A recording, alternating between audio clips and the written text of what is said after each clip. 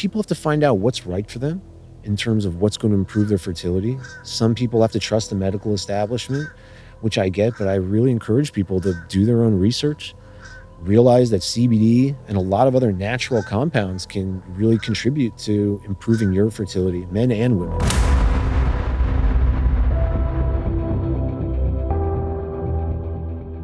Well, I was telling my podcast guest today, Adam Wenguer. I'm always mispronouncing your name. You corrected me though. I think I've been doing it wrong for like 4 years. It's Wengeur. Guer. Guer. You say Wenguer. So Wenguer. You use Wenguer. Yep. Wenguer. Well, the other reason I'm telling folks this is I'm actually going to put the show notes for everything Adam and I talk about at bengreenfieldlife.com/Adam Wenguer. And that's ADAMWENGUER. So if you're off running or working out or walking right now, you're just going to have to make a mental note to yourself and go visit the show notes, because I always put some interesting stuff in there. And I'll include a link to the previous show that Adam and I did where we talked a lot about CBD. Obviously, Adam is the owner of a CBD company. You're a real expert in the endocannabinoid system and and all sorts of different medicines in general. But your CBD is really taken off. People seem to like it quite a bit. You've got the gummies now, you got the oils. And so we can talk about some of the interesting experiences you've had with CBD, particularly related like fertility and stuff, which I thought was a little bit mind-blowing the last time we chatted. But to just give any of you listening who didn't hear my previous podcasts with Adam a little bit of a background, Adam, you and I met at a gym down in Miami, the Canyon Ranch, which I think is now called Carrillo, right? Yeah. Carillon. Yeah, Carillon. Right. I was close. And there was another doctor there who was with us. What's the doctor's name? Dr. Kareem Danani. Yeah, Dr. Kareem from Danani. Toronto. Yeah, and you were training him, and we all hooked up at the facility down there, and you brought us through this crazy workout where we're like going up and down a rock climbing wall and rowing ergometer. It was pretty fun. You got on a Bosu and started doing kettlebell swings. That's right. We were going next level with it. Yeah, exactly. Yeah, no, I don't like to sit around too much at the gym, but it was a cool workout. But then, man, we've connected on so many levels since then, and now here we are sitting outside in Florida. I'm a little bit guilty because my whole family's back in snowpocalypse right now in Washington State, and here I am in the sunshine. But this is a cool setting. We've got some goats in the background. We've got some horses. We've got I don't know what it is, like a ranch. Yeah, it's a friend of mine's farm. Yeah, he films podcasts, and yeah, my farm is a bit out of the way, a little more off the grid. Yeah, and this is just the perfect setting, I thought, for a podcast. You weren't living in a farm when you and I first connected in Miami 4 years ago, were you? Right. No, I was in Miami Beach. Yeah, I always lived in this one general area called Surfside and Bay Harbor. Yeah, it's laid back. It's great. But then when I knew I was going to have a son, right before, I guess, the whole pandemic thing, I said, you know what? It's time to get out of the city. Yeah. And as you do, you live in a beautiful place in Washington. I mean, a lot of people are taking notice of how important it is to live on the land. Yeah. So we started looking, and I found something and jumped on it right before the housing market went crazy. So did you buy land and then build, or you found a home? The plan was to build, but we found the most amazing home. We call it the Bali Treehouse. Treehouse. Yeah, I mean, it doesn't look like it's in Florida. And it's on about 13 acres. Mm-hmm. And when you see it, you're like, this has to be somewhere in Bali or Costa Rica. Yeah. I mean, it's mind-blowing. We'll get you out there soon. And there we do everything from hunting hogs and deer to growing our own food. All sorts of good stuff. Wow. Perfect place to raise a son. And what are you doing out on the farm as far as like livestock or agriculture or gardening or anything like that? Yeah, so my wife began gardening. Mm-hmm. We have a bunch of cows there. They just had a bunch of calves. They're not ours. We don't own them, but there's some big ranchers. Florida's known for beef cattle, for citrus. And we actually rent the land to a bunch of our neighbors that are like serious beef and cattle farmers. And it's just nice to have them. We love having animals around. Yeah. Yeah. I end up not hunting my property because I just like seeing the animals. Yeah. It's like hunting pets. That's why I'm a little careful with the white-tailed deer on our property. My it's wife almost like pointed out too the easy. first time, and they're just Yeah. gorgeous, and Yeah. I want to keep seeing them. Yeah. If I was starving, I'd go out and harvest them. Yeah. But yeah, it's kind of different when you have the pets just rolling around your house. You don't necessarily want to shoot them from the front porch. Yeah. Yeah. So for you, I think you were telling me on our last podcast, possibly, about how you're not only hunting like hog and deer, but alligator also. Is that, Yeah, I've hunted a bunch of alligator. yeah. I got into What's like an alligator hunt like? oh, it's quite intense. I liked hunting with rifle. I never actually got into bow. I've practiced, Yeah. but I wanted to hunt by hand. Mm-hmm. I thought it would just be I'd have a greater connection to the animal aside from looking through a scope, seeing it happen. Because hunting for me is a very emotional experience, a very deeply spiritual experience. Yeah. You know, I have such a profound love for animals. I have a lot of pets, but I want to be able to feed my family and also be prepared in case someone can't go to a grocery store. Right. And I find the meat to be more nutritious than even, grass-fed beef and well-kept animals. Yeah. So I started with wild boar, which is pretty wild. I mean, for me, it's not really a big deal. I've been doing it for a while now. But when I tell people, they're like, you actually like grab them with your hands? And that's how you do it. We bring dogs to track. Yeah. That's where I wanted to How bring do you actually catch a boar with your hands? So a lot of times they'll bring like 4 or 5 dogs. I don't really think that's fair. We usually bring like 1 or 2. One is a bay These are dog. like your dogs that you No. train for hunting? I or? can't train my dog. I have too much going on to spend time to train them. Okay. But I have friends that this is what they primarily do. They're these Florida cur dogs. No one's even heard of them. They look like cur dog? That's what they're called. Okay. CURR.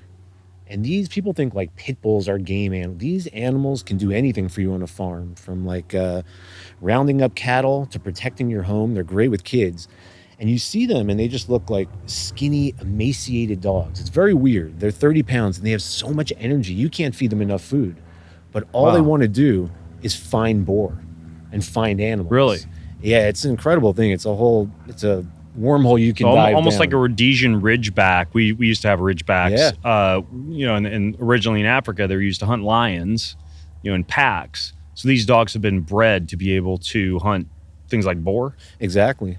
And usually there's one, or people bring out a bunch to track them because they have great scent. Yeah. You have a GPS tracker on them, and they have shields in case so they don't get injured too badly. Oh, wow. And you track the GPS, you start hearing them barking, and the next thing you know, there's a wild boar that's trying to get away from them or kill them. And this is probably why I don't use my own dogs. So the 2 dogs will find the boar, and then you have to time it really well because you can get severely injured.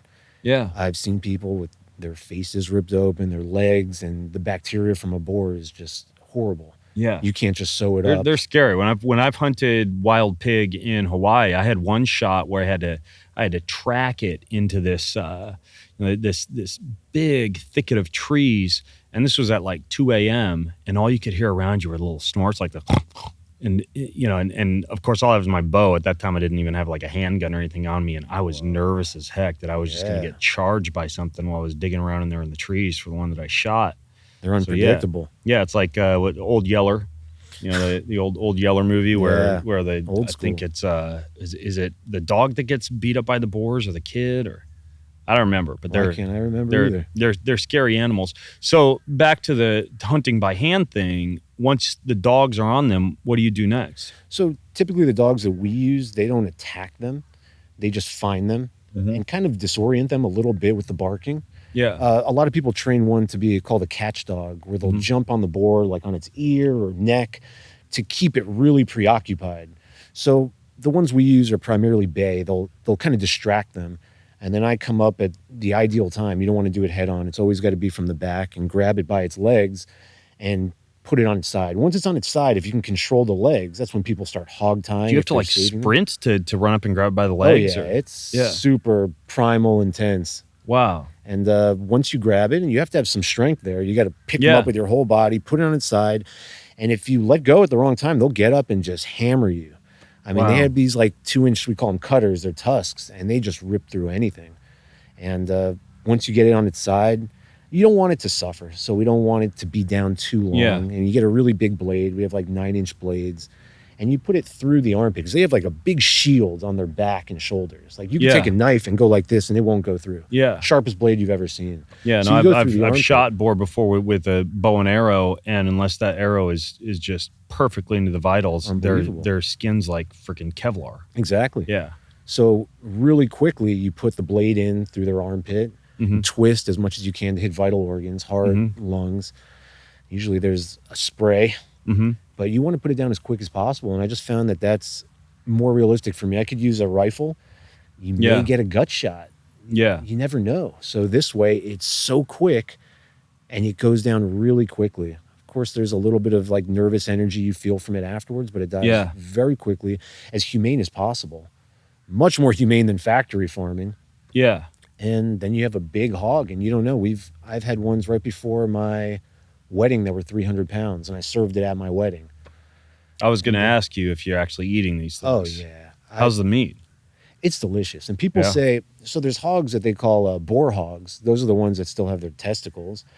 And they say because of the testosterone, it makes the meat taste more gamey. Yeah. I've never found that. I give it to my wife. She's like an amazing chef, and she'll put it in a slow cooker with pineapple, onion, all sorts of stuff, and you think you're eating like the most delicious small pork from a restaurant. It's incredible. Yeah, that's what I found with wild game. The long, slow cook times. Like the other day, I had a party. It was a pickleball party. A bunch of our friends got together at a local pickleball facility called Selkirk up in Post Falls.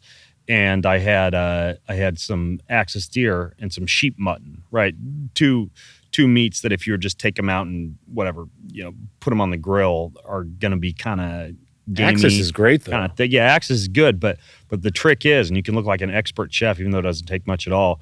I just get a big roasting pan and pour a whole bottle of wine into the roasting pan, throw some carrots, onions, herbs, spices, whatever, and then you just cover that and slip it in the oven at like 250 degrees, leave it in there for 6 hours, pull it out, drench it in barbecue sauce, and it's like melt in your mouth. Amazing. Everybody thinks you're a great chef. Really? It's just like wine, roasting pan, walk away. So that's your slow cook method. You're not using pressure cookers? I've used pressure cookers. I've used the sous vide. Yeah. The sous vide water bath is great for, let's say like pork belly, for example. Anybody who hasn't used a sous vide, you want to use like the bags that don't leach a lot of plastic into the meat. I'm so cautious with the plastic. Yeah, so there's one called Stasher bags, which are silicone, which are pretty heat resistant plastic.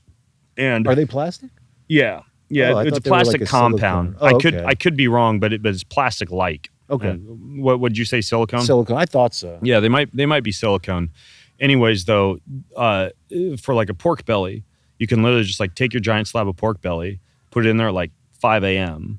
Right, walk away and leave it at about 100 and I think pork belly is like 155 degrees, and then 12 hours later, you just take it out. You give it a quick sear on either side, or you can even use a blowtorch, and it's just like melt in your mouth. Good, perfect consistency. And there's a few chefs who think this is like a bastardization of cooking meat. Whether you do like, I had a 60-hour brisket once in the sous vide, which was amazing. Best brisket I've ever had in my life. Better than any Texas brisket I've had. And I was telling a pit master this, and he's like, "Oh, you miss out on the blasphemy." Huh? He said you miss out on the terroir and the flavor. And the terroir would be like similar to wine, how wine takes on certain characteristics depending on the soil that it's grown in. And the rocks and the dirt and the probiotics in the soil all influence the flavor of the wine. Well, a lot of traditional barbecue masters say that, well, if you just put it in a water bath and walk away, you're missing out on all like the smoking and the tending and the variations in temperature. But I tell you what, as far as ease goes, the sous vide is amazing. Yeah. You mentioned the pressure cooker, which is a good time hack. You can do ribs that would normally take 6 hours, like competition style ribs that just come off the bone so easily. You can put them in the pressure cooker, and that's like 40 minutes, right? Wine, bone broth, again, your herbs and spices, and you impress your friends because you pull it out and it tastes like you spent 6 hours tending this stuff. And the thing with the pressure cooker, very similar to like searing the meat after you finish the sous vide. Mm-hmm. With the pressure cooker, you just take it out of the pressure cooker, put it in a pan, toss it in the oven for like 5 minutes on broil with a little bit of barbecue sauce in there so you get that fine little caramelization of flavor. Is this in your cookbook? Yeah. I've got some pressure cooker in there, some sous vide in there, some smoking like on the Traeger grill in there, and then a few crock pot methods. Yeah, it's so good. Like a lot of people, I think if they discovered the cool tools that are out there that aren't that difficult to learn how to use. You know, there's so much you can do in the kitchen with so many varieties of meat. You It's taught just me this mind-blowing. method for like a ribeye. Like everyone's got a ribeye method. Yeah. I tried it all, but you had one where it was so simple, and I think I was using Reverse sear. reverse sear Yeah. with like rosemary. And I never thought put rosemary on a steak, but preventing carcinogen formation and whatnot. And I still use rosemary like on everything now. Yeah. On the Traeger and whatnot. But those steaks with the crispy outside. Now I've graduated more to like a Traeger, but both the flavor is incredible. Yeah, that's the thing. Like if you're able to smoke the steak beforehand, like for an hour or so, if you have like a Traeger or a smoker, it's not a necessary process. But the reverse sear method, basically, you grill it for a little bit on either side, but then you have like a really, really hot pan, like a cast iron pan that you've heated. Put some butter in that pan, and you finish it after you've grilled it on either side for like 3 or 4 minutes in the butter. Just ready to go. It's pretty amazing. You mentioned rosemary and thyme. And there was a recent study that listed the antioxidant content of huge variety of herbs and spices and plants. And you know what I started cooking with? Two compounds I started cooking with to avoid the carcinogenic potential of the meat that are some of the highest antioxidant containing herbs and spices that you can use when cooking. And both start with a C. One is one of the most popular drugs known to humankind. Don't tell me like coffee. Okay. Yep. So you can do like a coffee rub, and that's amazing. Super for popular reducing now yeah, too. Exactly. They're putting coffee on pizza. Coffee grinds. Yeah, and if you make coffee anyways, you can save the grinds. You can dry them in like a food dehydrator, and you can literally have like a mason glass jar full of coffee rub. Put a little cayenne, a little sea salt, a little paprika in there. That's a good rub. But 10 times higher than coffee is clove. This is a recent one I started cooking with. Yeah, it gives the meat like this really nice flavor. You can mix with a little allspice, which is also very high in antioxidants. A little bit of nutmeg, and you almost get like this nice fall, like pumpkin spicy flavor on the meat. Do that with a little bit of like raw honey for the caramelization.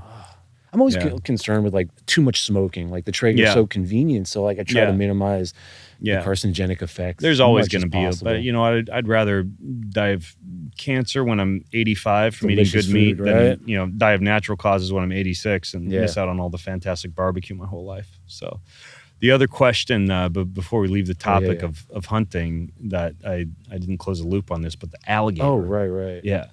So some people like to shoot them. I never got into that. So we use a thing called a snatch hook, which is basically like fishing. Mm-hmm. So you're fishing and you reel them in, and then I take, once I get them on land, it's dangerous, just like a boar. Once we pull it in, I use an axe or a hatchet, and I get on its back, and you try to do a real quick cut right just below the skull. Yeah. And it dies very quickly, and you get a lot of meat. And what's cool is you can use, all the skin. I don't even think it's called skin, but I've made purses for my wife, the hide, for my mother-in-law, exactly. And you can get them colored different things. Do you have to treat the skin, or I don't do it personally. I bring it to like a taxidermist. Okay. And the meat's great. Really? What's it taste like? I mean, I've had alligator jerky before, but oh really? Yeah. The popular one is alligator nuggets, especially here in Florida. Don't tell me it's like the testicle of the alligator. No. They just fry it. Yeah. So it'd be like a chicken nugget. We would use like avocado. You fry the meat. Right. But I found that you could put it on the grill. It does have like a chicken taste to it, different consistency. Yeah. Just another form of protein. I figure try all the animals I can. Yeah. But now with like the Everglades and Burmese pythons running rampant, they're eating alligators, they're eating deer. I kind of want to like preserve alligators as much as possible. You'd never eat a python, would you? I probably would. I haven't had the opportunity. Yeah. Would you? I would eat anything once. Exactly. Yeah, just about anything. A lot of invasive species down here, though. Yeah. Learn that living on a farm. I know with a name like Benjamin Greenfield, I'm supposed to be Jewish and avoid all the pork and the shellfish and the alligator and everything. But I'm too much of a foodie. I'll try. I do it, and I was raised Jewish. I'm like, I look like the opposite of that. Yeah. Well, we also established you're not vegan. Oh, exactly. Yeah. I'm allergic to it. Yeah. So, we had a little bit of a discussion last time about your journey into becoming a father. It was very interesting. We were talking a little bit about your son before we started podcasting and how you and your wife thought for a very long time that you weren't going to be able to have kids at all. Tell me about what happened. So in college, I didn't really think too far ahead. I said, oh, I don't really want kids. I was a bit of a savage, and I just thought I really enjoyed bodybuilding at the time. And I was also still doing MMA. And I was using a good amount of steroids, like different types, to try to just maximize my performance. Yeah. Because when you're young, biohacking, you don't really worry about the long-term consequences as much as when you're in your 30s. So I knew it had some sort of detrimental effect, but I didn't really overthink it. I figured technology, 10, 20 years down the road, I'll be fine. Yeah.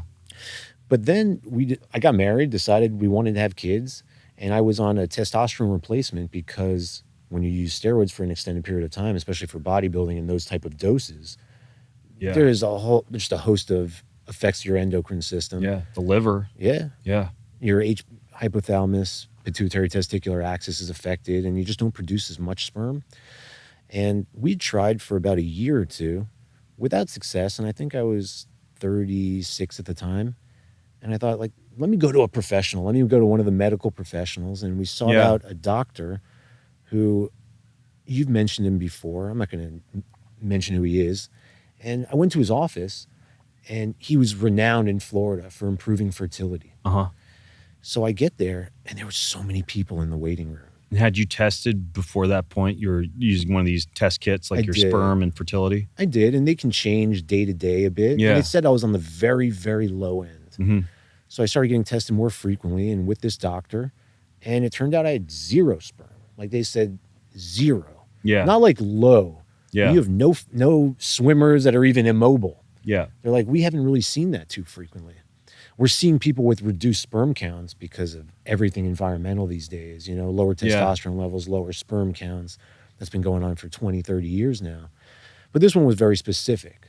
I mean, I can relate to other people that are going through infertility issues just simply because of environmental factors or choices or even their lack of spirituality. I think that plays a huge part, but that's a totally different thing.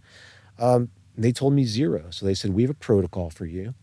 We want you to stop using testosterone. We're going to give you this form of like nasal testosterone. It's very short acting, so it won't affect your endocrine system. We're going to give you Clomid and HCG. They gave me a host of drugs. Yeah, Clomid and HCG are very, very common to restore fertility or ball size in guys who've been using a lot of testosterone. And they gave me exceptionally high doses, like to the point of where Clomid and HCG? Yeah. I would have to look back at the numbers, but it was so high to the point where I couldn't take that. I ended up doing less. And I was so uncomfortable. I practiced Jiu-Jitsu like at a high level, not like a world champion, but we train very hard. I'm still lifting very hard. Everything I do in life has a physical component to it, aside from my own personal like meditative practice, but I'm working out with my wife all the time. I'm very active. Yeah. And when we met, I was a trainer. Yeah. So I got off all that stuff. I started taking the meds they were telling me to get on, and I was just shrinking. My body was like very catabolic, it felt. And not like, oh, I'm not working out as much. It just didn't feel healthy. Yeah. I started feeling really sickly and emotional. I would be happy. And if I was happy that I was happy. Yeah. Which is a strange thing. You're joyous that you have a good feeling. Yeah. So it gave me a taste of like depression, anger. And it would change on an hourly basis, not even a daily basis. And I said, okay, I'll suck it up. We know the end goal. We know what we're looking to achieve. And I did it for 4 to 6 months. And it was just so uncomfortable. It affects your sleep. It affected everything. So I had to sit down with my wife and we talked about it. Her name's Kristen. You met her. We all went out to dinner. And she said, look, like your well-being is more important. And do we really want to have a child when you're feeling like this? Yeah. We believe that you should be happy and feel a greater connection to God. And that's when you're going to conceive. That medical intervention isn't always the way. And we spoke so many times. I believe in like the power of our mind, of our spirit, what we can do on our own. We don't have to rely on the medical establishment. But I just thought, let me give them a shot. And I think it really failed. And I would go to their office every few months and I felt like cattle, like in factory farming. Yeah. In and out. They would come in, they would literally like grab your balls, do a blood test, you're out. It felt so impersonal. So I said, all right, I'm done with this. I got back on my low dose of testosterone optimization. Right. And just went about our life. And then the pandemic hit. So everyone was kind of stuck at home. Thank God in Florida, we didn't really have it as bad as everyone else. But I decided, you know what, my father had passed in 2019, and I was a big meditator. I taught meditation. But when he had passed, I said, I want to meditate every day, every morning. I'm going to make this just a habit that happens every day, no matter what, along with my other morning gratitude practice. Yeah. So I started doing that. And when I realized like And what did that look like for you, the meditation? It's funny, when you have experience with meditation and you teach it, you can kind of let it vary. I can say, I'm going to include a little bit of breath work right now. Maybe I'll follow a guided meditation. Maybe I'll guide myself. Maybe I'll include it as part of a ceremony with natural herbs and plants. Luckily for me, I've had a lot of experience. So I made it like a creative, fun experience every day. Yeah. There's something about, I get up very early every day. My wife used to sleep very late before we had a child. So it gave me a good, at least hour. Spoiler alert, you had a child. Spoiler. Oh, we'll get to that. So the meditations that I really focus on, I thought about my father a lot. Just a remarkable person. Like you felt the love when you got near him. He was a person that, like, they have that phrase, he'll give you his shirt off his back. I've seen him do this. And when he had passed, people came out of the woodwork.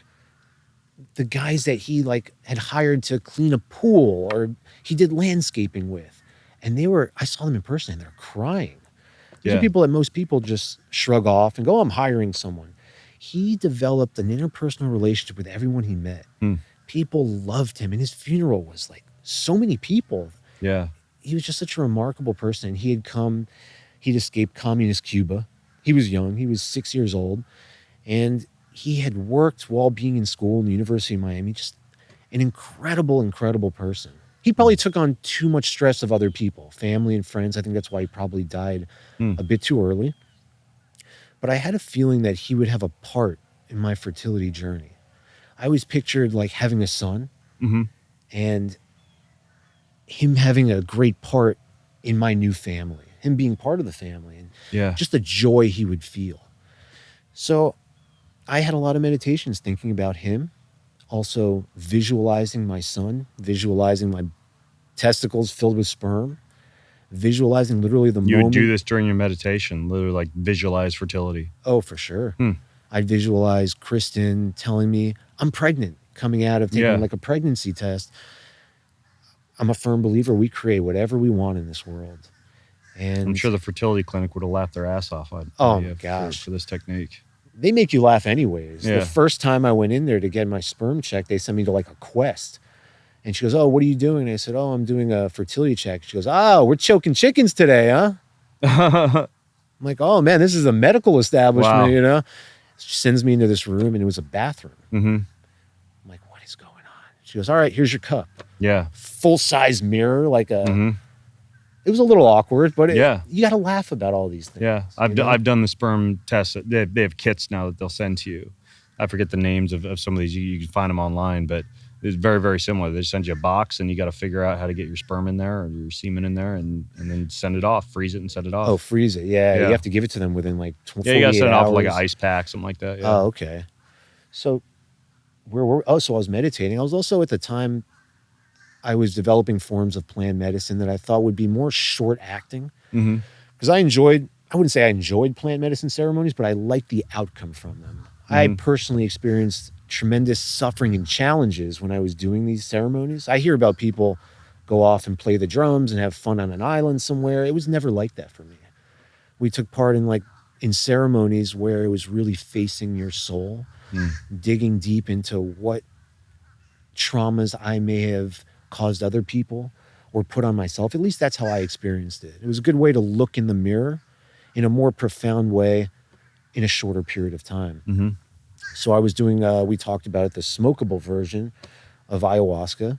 Yeah. And I decided I'm going to do this 3 or 4 times a week to connect potentially with the spirit of my son. This is almost like a microdose of ayahuasca? More potent, though. Okay. So it's not as long in duration, but it's more intense. And I don't recommend people take it unless it's in a ceremonial setting. I have a lot of practice in this, so that's why I was able to do it myself. And I've guided a lot of people, and I've worked under shamans that are just phenomenal people in general, and they do really good work. Mm-hmm. And it's funny because it coincides so much with a lot of what you've said on podcasts about if these tools are to be used, they need to be used properly. Yeah. And everyone's different. Yeah. It might not be a part of your life anymore. But no matter what, if it is, it needs to be held with a reverence and an honor for what we're doing. Mm-hmm. And I don't think it's to see other gods and beings. People, I think they misunderstand and they go for the fun and they misinterpret what's going on. I think it's a very interpersonal way that we can connect with the collective consciousness and see what's not there for our typical five senses. Okay. But anyhow, I was able to connect with my father a lot. And I think with my son, a good amount. And I just knew. Your son, before your son was born. Before he was born. Yeah. This is before I was even told I had active sperm. Right. And I just knew. I had a mindset that this is what's really going to happen. And I was sitting there meditating, and that would be an hour a couple times a week. But I really attributed it to my gratitude practice and the meditation, visualizing what was going to happen, feeling the emotion of it, of when my son would be born. And I don't know what that is, what that's like. Yeah. I've never experienced someone else's birth, but I could feel it in my core, in my cells. Wow. And then 6 months into that, I guess it was July of 2020, my wife said, go get checked. And when the doctor called me a few days ago, a few days after the test, he said, you have regular sperm, like a normal guy's sperm. And I was still on testosterone. And at that point, had you kind of tapered off the Clomid and the HCG and everything? Oh, I stopped taking all that. Wow. I was able to get HCG and FSH. Again, I looked at the doses and I took an eighth of the dose. I said, let me give this a little bit of a shot. Yeah. I don't believe you need to take these absurdly high doses. I used a lot of, you turned me on to more like nose to tail eating, and talked to Jay Campbell, who you connected me with. Yeah. Great guy. And he really explained to me how there's an epidemic of men with low testosterone. He's seeing men that just cannot have kids. Yeah. And I thought, if I conquer this beast, this is something I'm going to be able to help more men with. Yeah. Men don't want to talk about this. Yeah. It's all about being masculine. And I totally understand that. But a guy that doesn't produce sperm, he keeps it quiet.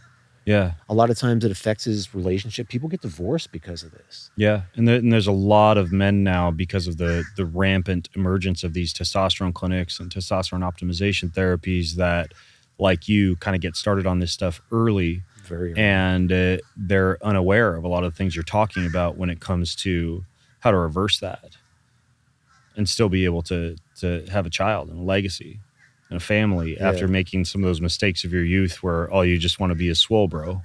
So you had also mentioned to me that the endocannabinoid system was something that you had somehow linked to fertility, and you began to use different cannabinoids as well.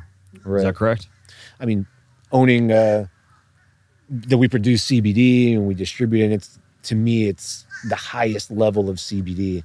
I've taken everything. I've tried hundreds of brands. And what we were producing for my friends and family in these really small batches was just so potent. You actually got it like right after I'd ordered labels and bottles. Yeah. I believe on Amazon.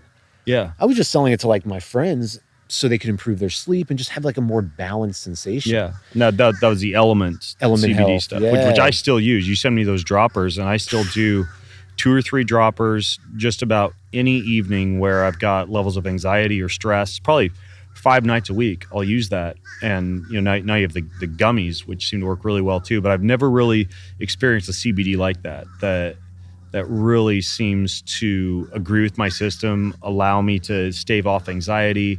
And as opposed to smoking a joint or taking a hit on a vape pen, you still stay fully alert. And in my opinion, high levels of THC, they can be kind of effeminizing, like it's kind of like a female plant, and that in and of itself tends to impact testosterone. There was a recent study that showed that high levels of THC can actually impair mitochondrial function, particularly in neural tissue. And so you actually lose the ability of the mitochondria to function properly. There's a lot of issues. I think there's a time and a place for things like pain management, for example. I've had times when I've had for example, like stem cell protocols that leave you in a lot of pain for the first couple of days. And I'll use something like THC rather than common opioids. And I know you have a history of opioids. We can talk about that later. But at the same time, I try to avoid THC whenever possible for a lot of the reasons of the side effects. But the CBD that you make, where are you actually getting the raw ingredients for that? Because it is super unique for some reason, the way I feel on it. So we have family farms in Kentucky, and my wife, it just so happens, Kentucky, to me, that's where we produce the strongest CBD. I'd like to grow in Florida eventually, but right now the rules are very, very strict. Okay. And Kentucky, we had some like the original licenses for research for CBD with the U.S. Department of Agriculture. So there's a long history of farmers that know what they're doing in terms of hemp, but all sorts of crops. And it just so happens that my wife's family is from Vermont, and they have family friends with farms, and we'll do work with them as well. But it's such an amazing, what happens right now is how I discovered CBD was in 2016. And I was using it and I really enjoyed the effects. And then I just started noticing it was tapering off. Okay. And when I started studying the effects of CBD on the endocannabinoid system, how it works with serotonin receptors, we can go into details. It's not supposed to have that effect where you lose the sensations of better sleep, anti-anxiolytic effects, all the cardiovascular effects, improved focus during the day. You shouldn't be losing this. You don't need higher doses like you would with, say, pharmaceutical drugs or even THC. So I started finding out that these companies, as they grew, they were moving to California and Colorado. And we started doing more research. We were flying out there and we were seeing that they were mass producing these plants. And there's nothing wrong with mass producing. As a company grows and you have to sell more, that's what happens. And they're hiring the cheapest labor possible. But all the grow techniques, from the quality of the soil to the water they're using, everything was just starting to go downhill. And they began, this is really interesting, using genetics from high THC plants. And they were genetically modifying it to lower the THC and increase the CBD. So they weren't using these old strains of hemp, which has been around for thousands of years. They were actually trying to make it better and better, just like they're using CBD isolates for everything and synthetic CBD and synthetic cannabinoids, which aren't necessarily better.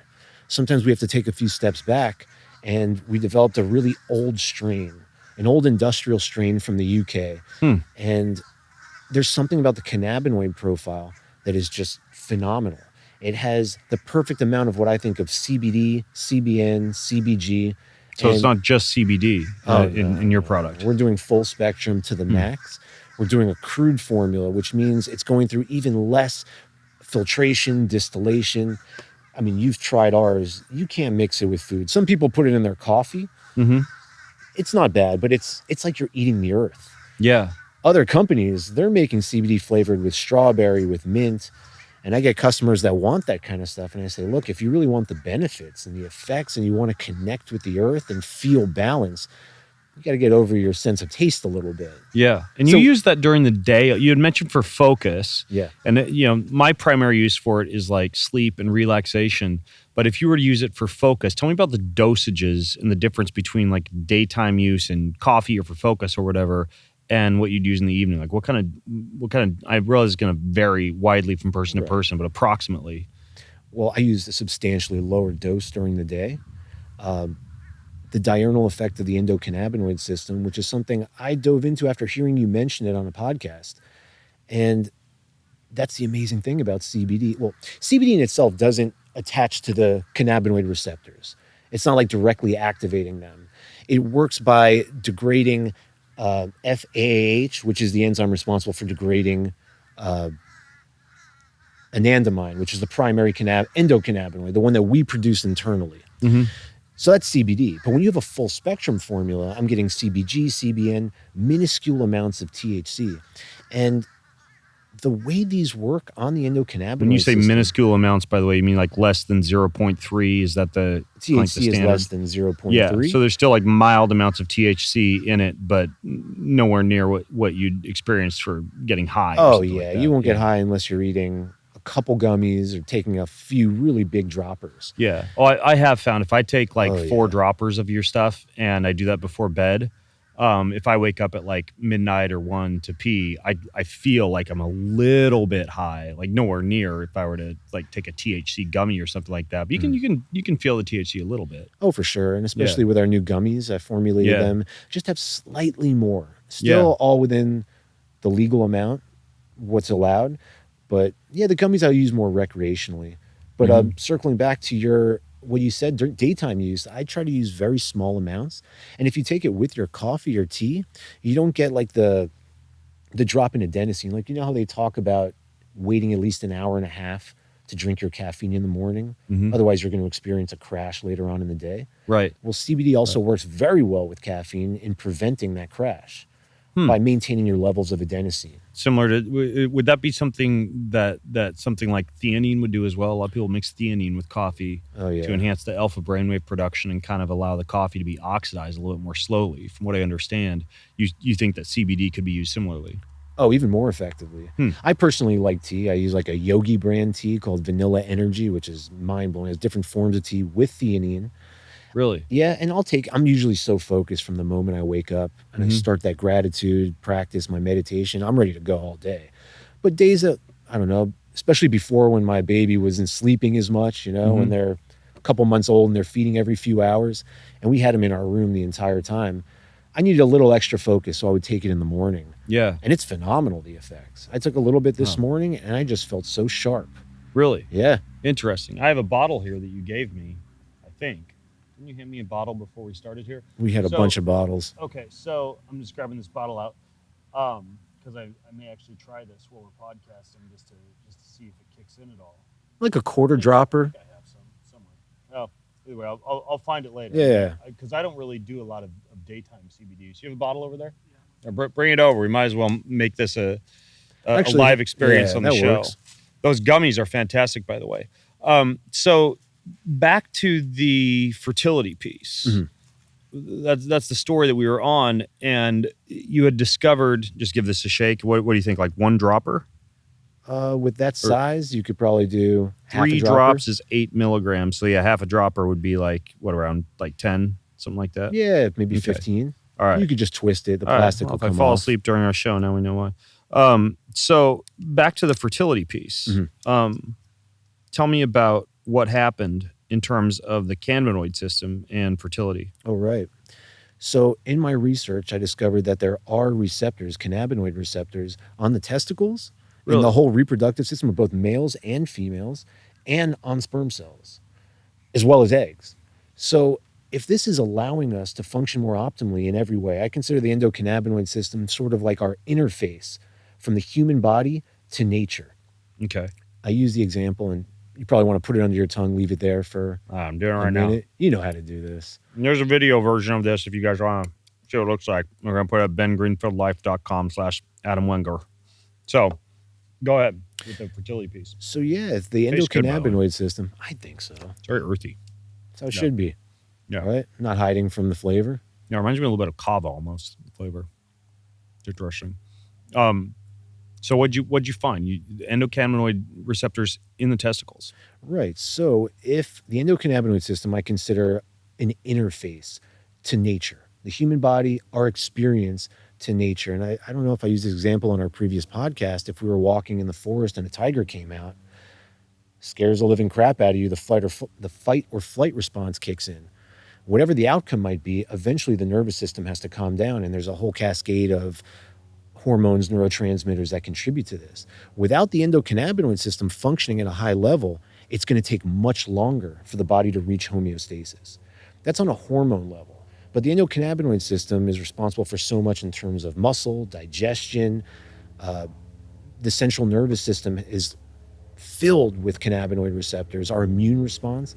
I haven't been sick in 5 or 6 years. Wow. And this is in the middle of COVID. I was training with people that found out they had COVID, and we were grappling, like literally fighting, spitting, sweat, perspiration, breathing on each other. I never felt anything. I haven't had a cold in forever. And I believe that talks to what CBD can do for your immune system as well. So coming back to fertility, there haven't been like distinct studies on it, and every doctor said we can't recommend taking CBD to improve fertility. But that was a major component of it. I increased my doses. I was taking more during the day, a little bit more at night. My wife was also taking some. Once she got pregnant, we changed. We took her off CBD. We used it as needed. I completely cut out THC. I'm a fan of THC. I think it has its place like anything. I think everything is use or misuse. Nothing is inherently bad. If God gave it to us, it's meant to, it has a use, whether it's for us or not. And yeah, on that fertility journey, I just knew, I just got a sense when I hold something, when I hold CBD, maybe it's my practice of seeing things, not necessarily with these senses. When I feel my CBD, I knew it was good for my body. And I didn't even want to take HCG, but I felt it. There was something about it. Clomid, I didn't respond that well. I just had a weird sense about it. And there are odd side effects with Clomid. But people have to find out what's right for them in terms of what's going to improve their fertility. Some people have to trust the medical establishment, which I get, but I really encourage people to do their own research, realize that CBD and a lot of other natural compounds can really contribute to improving your fertility, men and women. When did you actually find out that your wife was pregnant, and how'd you feel? Oh, so this is a pretty interesting story. At that point, I think I was 38, and I said, you know what? I'm going to freeze my sperm because I didn't want to do.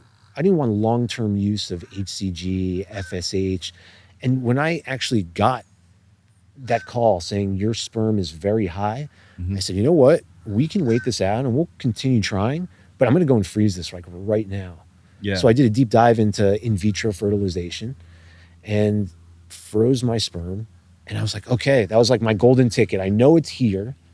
And then we started thinking, you know what? We are not super young anymore. And I want to have a child as young as possible.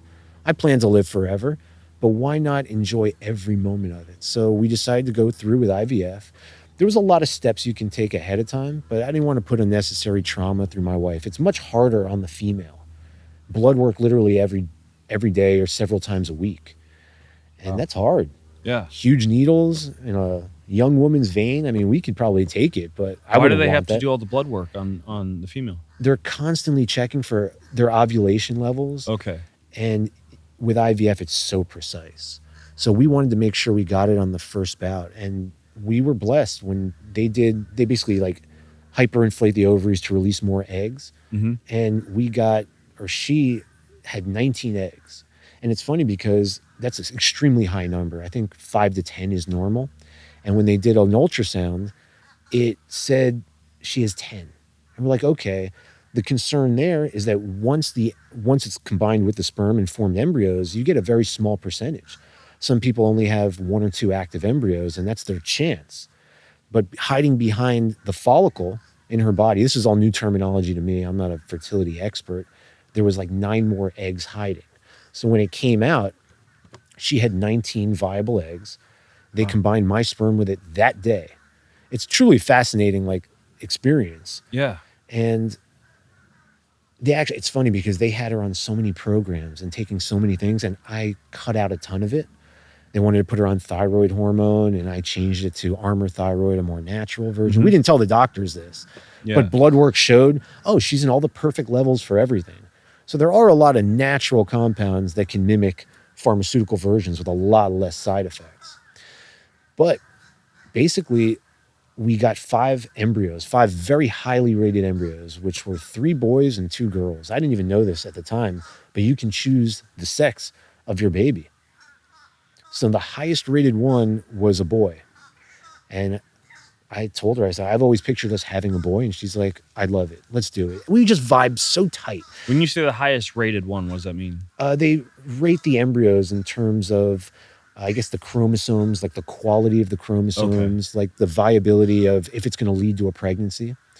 People don't realize that a majority of pregnancies, like if a woman tests positive or has a positive pregnancy test, most of the time they lose it. Or before she even takes the test, it just comes out of the body. God, or whatever, if you want to say the human body wasn't meant to have it, that's what happens. It's a natural process. And most people don't even realize that's happening. So out of the 19, 5 of them, so I don't know what that percentage is, about 25% chance that if I had impregnated her naturally, it was only a 25% chance that she would have a healthy embryo. So another benefit to IVF is you can test the embryos. We did genetic testing to make sure there was no Down syndrome and basically anything else. So you have like almost a worry-free pregnancy, which is incredible. And as much as I didn't want to do IVF at first, the more research I did and the more heart intent and the more I held it in a sacred manner, the more I was okay with the whole process. Yeah. And the more I let myself surrender to the long-term goal. And it was funny, I was training jiu-jitsu. So it's a minor procedure where they put the embryo inside. And it was mind-blowing to me because we sit there and they have an ultrasound. And the doctor, she says, look in this one area. It's the ovary or the uterus.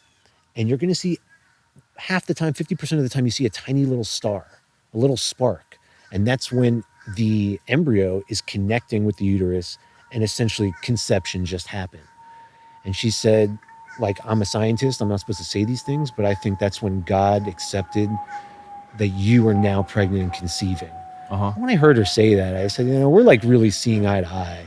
You're not just like a typical doctor attributing everything just to basic science. Yeah. Because it is a miracle. Pregnancy is a miracle. Having Absolutely. a child is a miracle beyond anything I've experienced. And instead of a little spark, you saw it fly like a shooting star on camera. And even the doctor goes, whoa, I've never seen that before. And wow, it was such a powerful experience. Of course, I'm in tears. Yeah. And I have it on camera. And I had to send it to my entire family.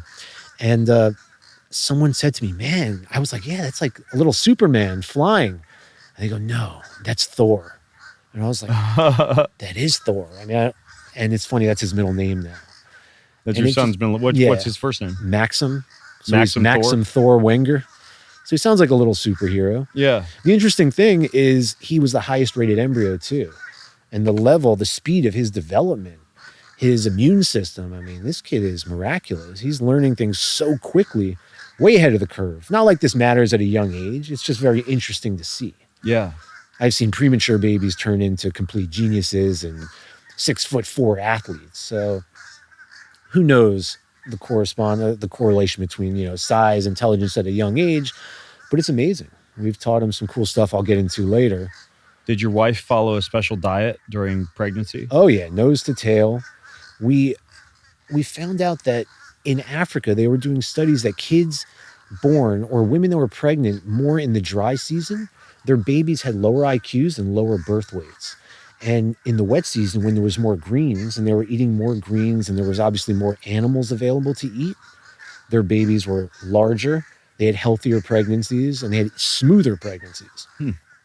So we made sure to eat nose to tail, tons of organ pills, a lot of greens, vegetables, just the healthiest stuff. Obviously, no seed oils. Sounds almost like kind of like a Weston A. Price type of diet. Exactly. Yeah. Exactly. Raw, a lot of like quality dairy.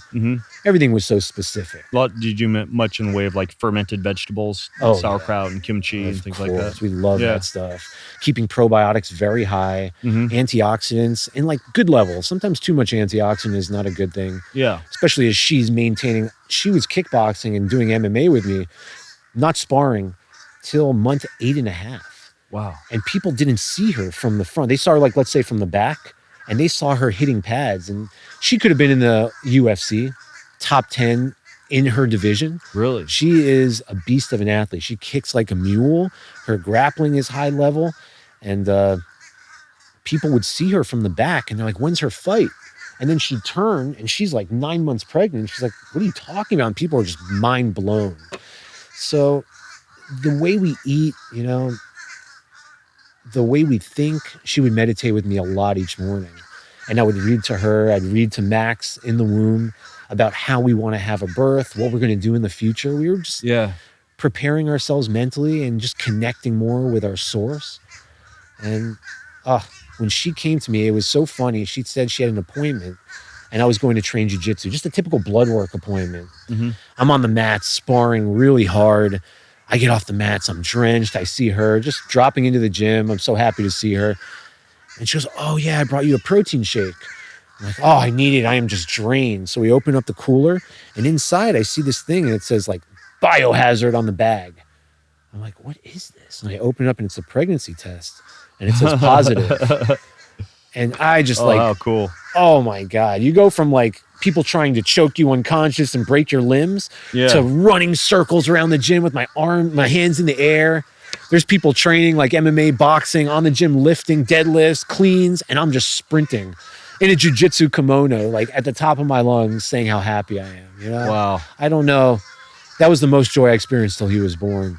Yeah. Oh. The birds out here are certainly happy about it. They're making some sound. What are those? Ducks or geese or? Yeah. No, they're excited. They like this. They like this concept of fertility.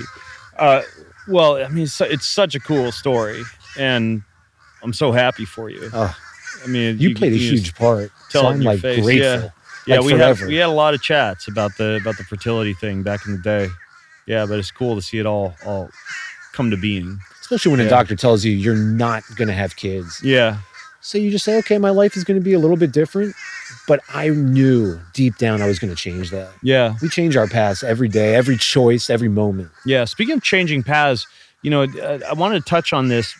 It's a little bit different than the fertility discussion, but you actually had a significant struggle. We've talked about medicines and a little bit about drugs, but you actually were pretty heavy into opioids, weren't you? Opioids, which eventually led to heroin, and I was using cocaine to stay awake in college while I was on all that, getting good grades in school, still trying to bodybuild till it completely fell apart. Opioid addiction is just run rampant, and I'm just grateful it happened to me before the fentanyl epidemic, because that is just killing people left and right. It was bad enough as it is. But in college, prior to college, I was kickboxing, doing Muay Thai, and I suffered a leg injury. We had talked about it on the previous podcast. I got hit like in the peroneal nerve, and my foot blew up. It looked like a football. And I was walking around on crutches, and at the time, a lot of people were having recreational use of Oxycontin. I was like 17 years old. And I tried it, and I was like, wow, this is a fun thing. Didn't really get addicted at that point. But in college, it became rampant, and people realized you can smoke it, you can snort it. I guess people were injecting it, and they were doing it as a party drug. And I never really understood addiction. I had seen addiction before, but I had used more pot, psychedelics. I had tried cocaine a few times, but I never experienced full-blown addiction. And I just started using it, and it made everything really fun. Initially, when you start using opiates, it actually improves so much because your dopamine levels are so high that you feel good doing everything, including menial tasks. And sometimes you're in a class you don't really enjoy, and you say, oh, I'll just take a little more of this, and now I'm having fun communicating with the professor. I'm able to study longer. But then the doses, you have to start getting higher and higher and higher. And I remember one time, I'm like, this is becoming too expensive, and I'm not feeling 100%. Let me just stop. So I stopped, and I rode my bike. You very constipated too? Yeah, but of course, I know my way around it as a young biohacker. You take Senna or certain amounts of caffeine at the right time. And the more you use it, the less constipated you get. It's usually in the initial rush of using it. And I rode my bike to school, and I started feeling under the weather, like I had the flu or a cold. And I just take off school that day. I was like 19 years old, on the phone with my mom, and I just like every minute it's getting worse. And I told her I'm not feeling well. And she said, go to the doctor. Just normal parent response. And I said, I'm just going to take one of my pills and give me a minute. I take it. And like 20 minutes into our conversation, every symptom goes away. You have like a runny nose, gone. Headache, clogged head, body aches, everything's gone. And I felt like Superman again. So I told my mom, I said, wow, I just took my pain meds. And she goes, yeah, that's called addiction. I go, no, I'm just taking like 2 or 3 a day. But 80 milligrams, it came out to like 2 or 3 oxys a day of 80 milligram oxys, which I think came out to something like 64 Percocets a day. And sometimes I would say, oh man, I want a stronger hit. Let me snort it or smoke it. And it was so common in my school those days, like in the university and the party scene. Yeah. People, I guess they hadn't hit the addiction part yet. So people were using it in bars and clubs, and we just thought it was another recreational fun drug. But at that point, it was super hard to get off. I actually couldn't. I had to stay on it for as long as possible. I tried weaning, And eventually I tried Suboxone, which was another medication to help get you off. I tried everything under the sun.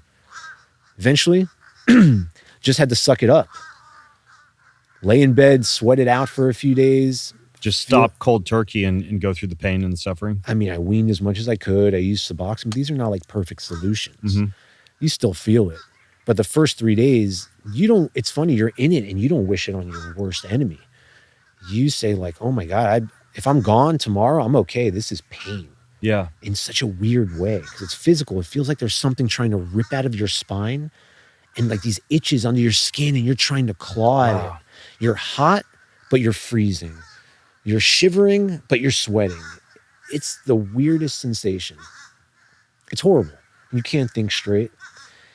Eventually, I got clean, but the physical symptoms go away, but the mental symptoms and what you've done in the time that you're using it is the really detrimental effect. We don't grow emotionally. That's what I really came to realize is in the entire time, like, why was I using it? Not just for pain. I had injuries from MMA. That's the excuse I make. But it's to not face our emotions. It's to avoid having emotional intelligence and facing real challenges. Sure, physically, doing jiu-jitsu, fighting, these are hard things. Running miles, lifting weights, these are hard. But there is a component of your mental and spiritualness that we can avoid with drugs. And I find that most people do it. Whether it's painkillers, whether it's barbiturates, food, technology. Yeah. People will find any type of escape to avoid facing their soul. I believe Jung said that. So I ended up coming across a meditation class. If you want to hear how I had completely got clean. Getting clean isn't just ending your physical symptoms, but it's actually addressing the root cause. Why am I going to this? What in my life is happening that I have a drive to do drugs, addictive drugs? And I discovered meditation in a class based on a book called Taming the Anxious Mind from Jon Kabat-Zinn. And it was just all about mindfulness meditation. It's a very simple book. It's a small book. Anyone can pick up and get the gist of it. Taming the Anxious Mind? The class was called Taming the Anxious Mind. The book is called Wherever You Go, There You Are. Oh, I've heard of this. Okay. Yeah. I mean, I've read it maybe 5 or 6 times now. It is next level in terms of just grasping the concept, the simple concept of meditation. We complicate it all the time. We think meditation. We complicate meditation. Yeah, we think you have to sit on a mountain. We're trying to seek enlightenment. We have to feel something in particular.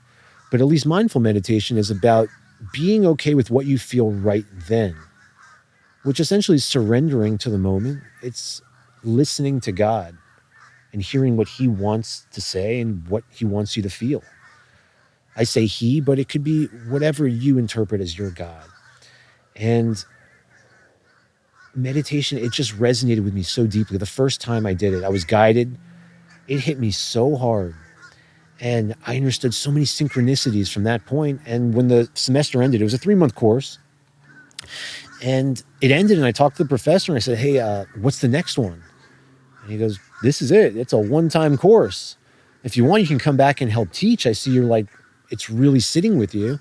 So I did that another 3 months. I helped teach, which was fun. But I learned the fundamentals of it, of what goes into meditation, taming your mind, understanding your breath, little tricks and tips that stop people from meditating. And there's so many now with Muse devices. I bought one after you had talked about it. Yeah. Interesting stuff. There's so many I've been tools. messing around with that one a little bit myself. Yeah. Yeah. Insight it's timer. Interesting. Yeah. To get actual feedback on your meditation. Meditation was a little easier back then because we didn't have social media in 2003-ish. Now we didn't have cell phones that did what they do now. But either way, I ended up finding a Zen Buddhist meditation center. And it was cool to me because it had this sense of mystery behind it. And I went there and it was just a house, 2-story house. I walked inside and there was a dude with he's the abbot of the Zen center. And I was raised Jewish, but I had step-parents that were Christian and Catholic. So I had a reverence for religion. And I didn't know what Buddhism was. I thought it was this is a religion in itself. And I talked to him and he told me that's not what it is. We practice meditation. There is a Buddhist religion, but we think sometimes that actually gets in the way of it.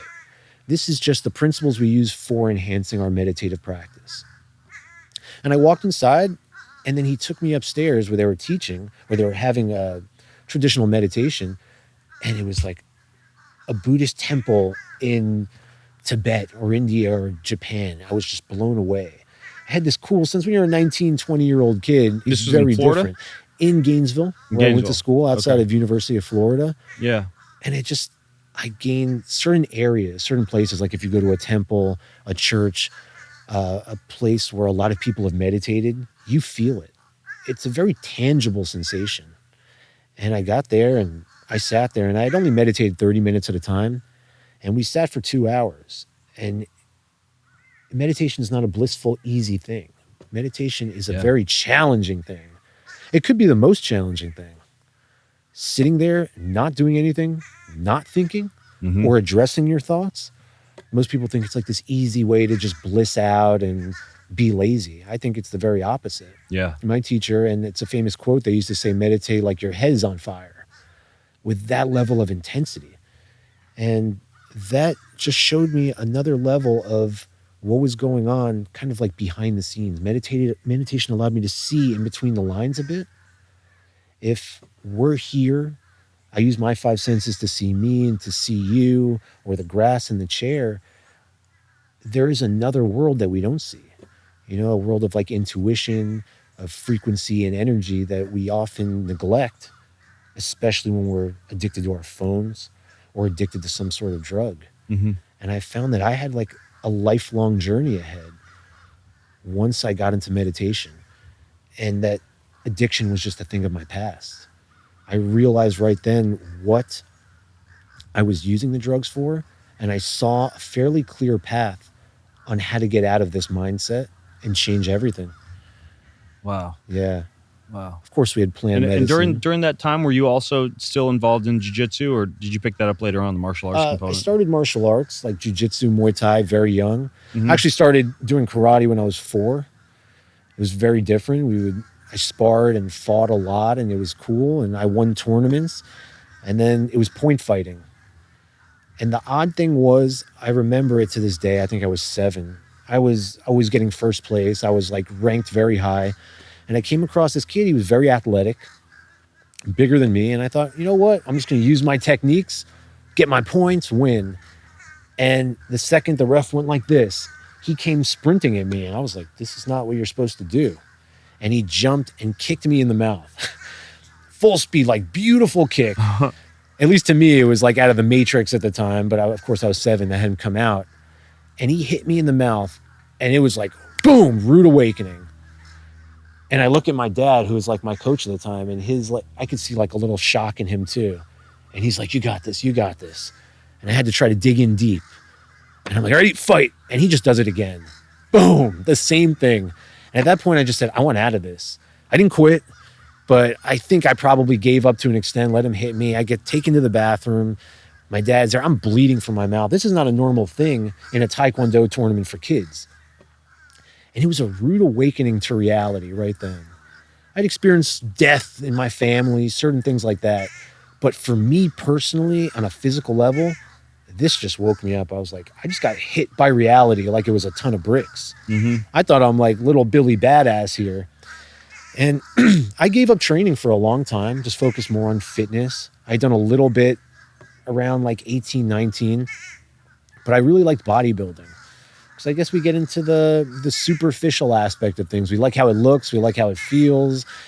We like that the opposite sex is attracted to it. There's so many components to fitness, especially bodybuilding, that is very superficial. Yeah. Fitness, not so much. The confidence that it gives you. Yeah, and it's great. There's a good background. You know, when you understand the human body, this carries over into every facet of our existence.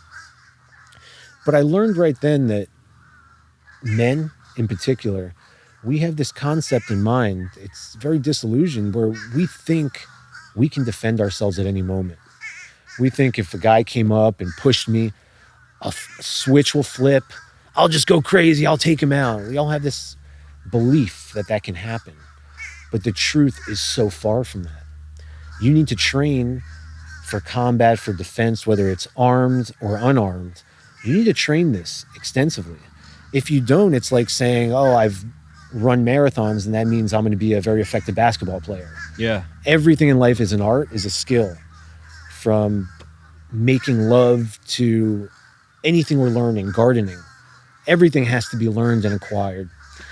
And I realized this, and especially at a time, growing up in Miami, it was tough. We had talked about this, and I said, you know what? I want to start my martial arts training again. And I started a little bit later. I started when I was 27. And I loved jiu-jitsu before that, little bouts of it for a few months. And I said, right now I'm dedicating myself to it, and I'm going to get my black belt. And jiu-jitsu is a very different art from every other martial art. People don't understand jiu-jitsu until they've done it. It just looks like you've done it a few times with your kids. I know that. My kids now have been rolling for, like 8 years. Really? Yeah, I've jumped in a few times, but yeah, they're doing well. Oh, it's amazing. Yeah. 8 years is significant, especially at that age. Yeah. It's like learning a new language. Yeah. They started in the garage when they were 6, and now they're 14. They still go 2 or 3 times a week. Really? I didn't know they kept going. They've fought in a few tournaments, so... Yeah, I almost wish that I had stuck with training with them, but I just didn't have the time to devote to it, and it's still something I see myself jumping back into at some point. But, so they can't beat you up in the future? Or no, I'm just kidding. I'm just kidding. Yeah. Jiu-jitsu is like a different martial art. It's a spiritual martial art. It's an intellectual martial art. It's different from I'm throwing a kick, I'm throwing a punch, I'm setting traps with my footwork, my head movement. Other martial arts are great. I love Muay Thai. I love boxing, wrestling. But Jiu-Jitsu like mimics our lives. Yeah. That's the cool thing about it. They call it human chess. Mm-hmm. And I went into it the first time so egotistical. I thought, oh, you know what? I'm going to be a better fighter. I'm going to pick up a new skill set so I can be more complete. Maybe I'll try to fight professionally. And I got on the mat and I was just a savage trying to use all my power and all my strength, all my technique, everything. And it's funny, as you progress, your goals change so much. It becomes such an art to remaining calm under fire. Yeah, it's high level problem solving, right? When someone's on top of you, literally trying to take your life away. Yeah. It is a game of life and death. And before death occurs, you say, I'm done. I forget where I heard this. You say, okay, tap, tap, tap. They let go. You hug your buddy again and you say, all right, let's do it again. But by me tapping is essentially him saying, if this was on the battlefield, I just killed you and I'm going on to the next person. And there's something to that. It's a figurative, or it's a metaphorical death. And I like that because I've done a lot of psychedelics, I don't like saying plant medicine. It's so overused. And I'd experienced death to many aspects of parts of me. And I think life and death are things life we engage. I think death is something people avoid. It's almost like every decision in people's lives is, what can I do to prolong death further? Mm-hmm. They don't want to go to a hospital and visit a family member, or we don't want to be around hospitals. We take supplements, we eat to lengthen our lives because we're so afraid of the last moment and what's going to happen after. Yeah. And a lot of my practice is getting accustomed to death, understanding it, trying to know it on a grander scale. But in terms of jiu-jitsu, it's an ego crusher. When I go in, and I was really built at the time because I was lifting heavy, 190 pounds, 5% body fat, totally focused. And some young dude that's like a computer engineer that's 150 pounds is beating me 5 times in 6 minutes. That's a wake-up call. That's a kick to your ego real hard. Yeah. And if you maintain that mindset of the ego, you're going to quit. And I think they say 90% of people that start jiu-jitsu don't make it to blue belt. Blue belt usually takes 1 year. 90%, so only 10% of those people make it to blue belt. And of that 10%, only 1% make it to black belt. It took me 10 years to get my black belt. And I'm talking, jiu-jitsu is safe, but when you take it, you go in like a bull in a china shop. 10 years, that was pretty recent then that you got your black belt. Right. I've been doing it for 12 years, but I got my black belt in June of 2021. Okay. From Jonatas Gershel. He used to be the head jiu-jitsu coach at American Top Team, which is an MMA gym that is world renowned. They're one of the biggest and most successful MMA gyms in the world. And he taught jiu-jitsu there to some of the highest caliber of fighters in the world. Two of his students, Brian and Kevin Mahecha, we call them the twins, the Mahecha twins, they were part of me getting my black belt. And Is that set of 19-year-old twins that nobody knows where they came from or what nationality they are? They're nobody knows who their dad was. Like, is that the twins I'm thinking of, or is it a different set? But I think they competed with them several times on the same level. Yeah, on the world and Pan American caliber level. And it's so funny. Like Jonatas, he came from Brazil, very traditional jiu-jitsu from a lineage that goes so far back, called Nova União. Nova União. It's Brazilian. And this is a world-renowned jiu-jitsu and MMA gym that's brought some of the best fighters in the entire world to the UFC. Andre Pederneiras gave his coach a black belt. And these are legends in the sport. These are not even just regular black belts. These are people that have dedicated their life to the art. And the twins, Brian and Kevin Mahecha, one is a specialist in kinesiology, fitness training. The other one is a software engineer, and they're twins. And they bring their approach to jiu-jitsu where they create systems. So I'm not going there on the mat and they're going to say, hey, you're going to learn a choke today. You practice it for a week and then pray that it's ingrained in your nervous system. These guys develop such distinct systems where there's branches. They call it a tree. So the roots of the tree come up and they say, okay, this week we're working on this branch. And there's a few smaller branches we'll work on. Then we're going to come back and go back to the tree and then come to this branch. It's a very systematic approach. And to me, the most effective way. I probably, if I trained, more, 6-7 days a week, twice a day, I probably could have gotten my black belt sooner. These guys are geniuses in the art. Yeah. But I had Element Health. I had my fitness training going on, a lot of clients for wellness and health. And guys like us, we do a lot of things, Yeah. You told me once, the life of an entrepreneur, I don't sleep as much as I'd like, but I'm motivated and hungry all the time. Yeah. Yeah. A lot of the world's leaders, they're tired a little bit of the time. Yeah. It's okay. I think it was the Stoic philosopher I was reading about in the Ryan Holiday's book, Discipline is Destiny, recently. And it's this idea that it's so comfortable underneath the covers in the morning. You could just stay there. But is that what life's about? Is it about comfort, or is it about battling that urge to stay in bed and instead get up and be impactful? And I think maybe 1% of people actually accomplish that. Do you still feel that urge to stay in bed? Oh man, every morning. Really? Yeah, every morning there's like that slight feeling of the resistance to getting up and going out to the proverbial garden and picking the weeds yet again that are going to pop up the next day. But then once you get up and that light hits your eyes and you jump into what it is that you're called to do, what your purpose is in life, and you have to have that purpose, and that's what gets you out of bed in the morning, knowing what that purpose is. Then it's a resistance that's always there, in the same way that, as Stephen Pressfield talks about in books like The War of Art, like there's always a little bit of resistance to writing, to creating. But if the resistance weren't there, it wouldn't be quite as magical an experience or as meaningful an experience. Everybody would do it. But by overcoming that resistance, you step out onto the battlefield. You cross that portal from the ordinary world and the hero's journey, to the great adventure.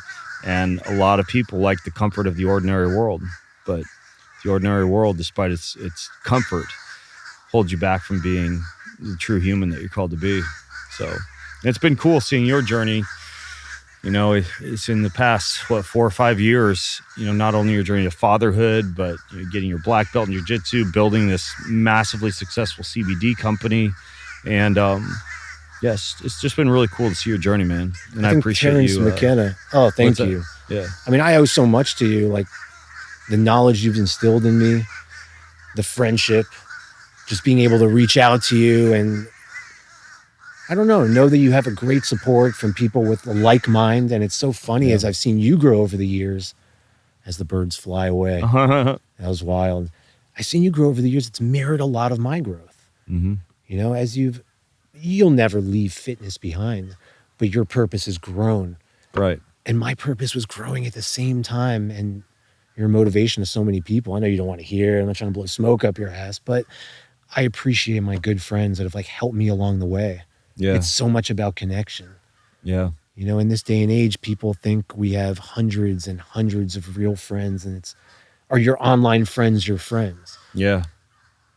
Maybe they are, but I think there's like a handful of people that have a significant impact in your life, and that's part of the purpose.